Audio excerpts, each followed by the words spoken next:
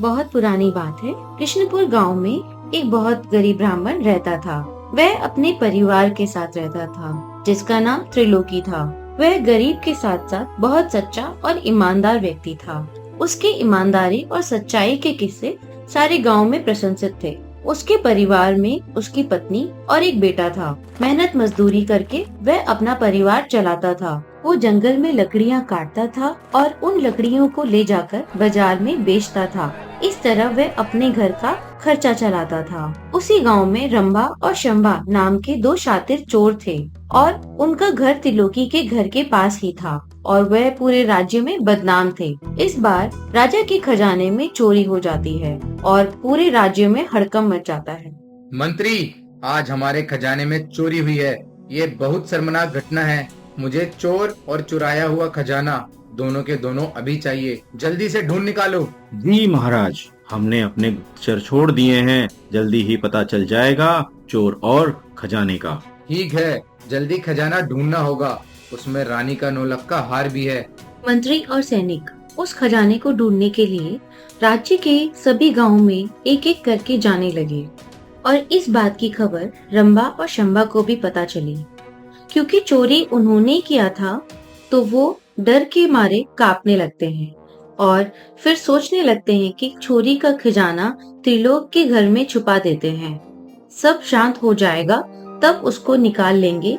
त्रिलोकी सबसे ईमानदार है, उस पे कोई शक भी नहीं करेगा। यही सोचकर रंभा और शंभा ने खजाने को त्रिलोकी के लकड़ियों के गट्ठे के पीछे छुपा देते हैं। गुप्तचर से सूचना मिलती है कि चोरी रंभा और शंभा ने की है और खजाने को कहीं कृष्णपुर गांव में छुपा रखा है। महाराज, हमें पता चल गया है कि चोरों ने खजाना कहाँ छुपाया है। मंत्री, जाओ अपने सैनिकों के साथ और खजाना और चोरों को पकड़ के लेके आओ। चोरों को बहुत सख्त सजा मिलेगी। जी महाराज। मंत्री और सैनिक के साथ कृष्णपुर गांव पहुंच जाता है और आदेश देता है कि गांव के हर एक घर की तलाशी लो, कुछ भी नहीं छूटना चाहिए। सैनिकों ने पूरा गांव छान मारा पर कुछ नहीं मिला। अंत में दो घर बचते हैं, त्रिलोकी और रंभा और शंभा का घर। मंत्री बोलता है, अब बाकी बचे इन दोनों घर की भी तलाशी लो और सभी सैनिक सबसे पहले रंभा और शंभा के घर की तलाशी लेते हैं। वह दोनों वहीं खड़े होकर हंस रहे होते हैं क्योंकि उन्हें पता होता है कि खजाना उनके पास तो है पर उन सैनिकों को मिलेगा नहीं। और अब सैनिक त्रिलोकी के घर की ओर बढ़ते हैं। मंत्री जी, मैं बहुत गरीब आदमी हूँ। मेहनत मजदूरी करके अपने परिवार का पेट पालता हूँ। मैंने चोरी नहीं की। हमारे घर की तलाशी मत लीजिए।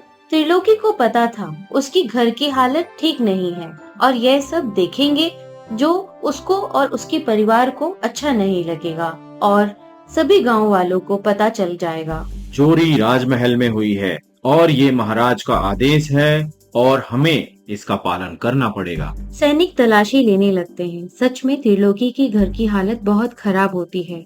सैनिक तलाशी लेते लेते उसके घर के पीछे लकड़ियों के गट्ठे के पास पहुंच जाते हैं और उनको हटाने लगते हैं। तो जैसे ही लकड़ी का गट्ठा हटाते हैं, क्या देखते हैं वहाँ पर राजा का खजाना होता है और फिर सबकी आंखें फटी की फटी रह जाती हैं और त्रिलोकी को पकड़कर ले जाते हैं। मैंने चोरी नहीं की। मुझे कुछ नहीं पता। ये यहाँ कैसे आया? मैं निर्दोष हूँ। आप मुझे छोड़ दीजिए। मेरा परिवार खाए बिना मर जाएगा। मेरे अलावा उनका कोई नहीं है। इन्हें छोड़ दीजिए, इन्होंने कुछ नहीं किया, ये निर्दोष है। ले चलो इसको। हमें खजाना और चोर दोनों मिल गए और इसका फैसला अब महाराज करेंगे। सैनिक त्रिलोकी को बंदी बनाकर दरबार में पेश करते हैं और सबूत के आधार पर दोषी मानकर मृत्युदंड दे दिया जाता है। सजा मिलने के बाद त्रिलोकी अपनी पत्नी से मिलता है और दोनों रोने लगते हैं। फिर उन्हें समझ नहीं आता कि वो अब क्या करें। तभी त्रिलोकी को कुछ याद आता है। सुनो, कल तुम अपने मंदिर में रखा हुआ शंख लेकर आना।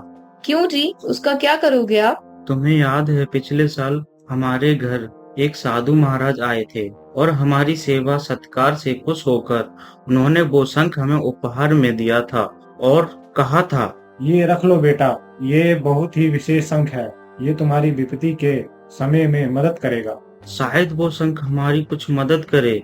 तुम ले आना। ठीक है जी। अगले दिन दरबार लगता है। सारी प्रजा के सामने त्रिलोकी को फांसी होनी होती है और कृष्णपुर गांव की पूरी प्रजा भी वहीं होती है, जिसमें रंभा और शंभा भी होते हैं। वे बहुत खुश होते हैं कि आज त्रिलोकी को सजा होगी। राजा ने त्रिलोकी से उसकी अंतिम इच्छा पूछी। महाराज, मुझे एक बड़ी कढ़ाई चाहिए जिसमें पूरा पानी भरा हो और आपको उस कढ़ाई के पास आना होगा। एक बड़ी कढ़ाई का इंतजाम किया जाए और उसमें पानी भरवाया जाए। सैनिक एक बड़ी कढ़ाई लेके आए और उसमें पानी भर दिया। सुनती हो, वो शंख तो लाना जरा मेरे पास। त्रिलोकी की पत्नी शंख को लाकर त्रिलोकी के हाथ में दे देती है और त्रिलोकी जोर से शंख बजाता है। फिर सब आश्चर्यचकित हो जाते हैं जब शंख से आवाज आती है। क्या हुआ त्रिलोकी, तुमने मुझे क्यों याद किया? हे शंख, क्या आपको पता है राजा जी के खजाने की चोरी किसने की? हाँ त्रिलोकी, मुझे पता है। फिर आप राजा जी को बताइए। ठीक है, आप सब पानी से भरे कढ़ाई के पास आ जाइए, मैं आप सबको दिखाता हूँ। फिर शंख ने सारी चोरी की वारदात को उस पानी में दिखाया। उसके तुरंत बाद रंभा और शंभा को पकड़ लिया गया और उन्हें मृत्युदंड दिया गया और राजा को अपनी गलती का एहसास हुआ। राजा ने त्रिलोकी को उपहार के तौर में राज दरबार में नौकरी दी और त्रिलोकी अपनी जादुई शंख की मदद से राज दरबार में होने वाली सभी प्रकार की घटनाओं की सच्चाई बताता था और अब वो और उसका परिवार खुशी पूर्वक रहने लगे और अब उनका राज्य और भी समृद्धि और शक्तिशाली बन गया।